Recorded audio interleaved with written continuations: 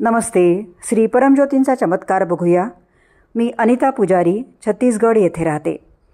9 मार्चला मी कामावर गेले तेव्हा मी पायात पैंजण घातले होते. मी जेव्हा घरी परत आले तेव्हा माझ्या एका पायात पैंजण नसल्याचे अचानक माझ्या मैत्रिणीच्या लक्षात आले.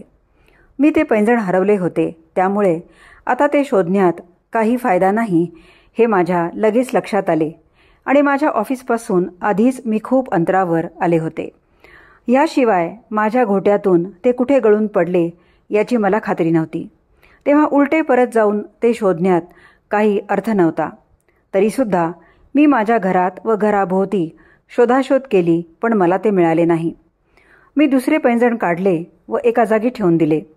काही दिवसांनी सोनाराकडे जाऊन हे एक पैंजण देऊन दुसरी पैंजणाची जोडी आणायची व जेवढे द्यावे लागतील तेवढे पैसे द्यायचे मी ठरवले.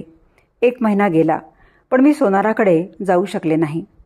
आणि परिवारात एक लग्न होते आणि पाहुणे यायला सुरुवात झाली होती.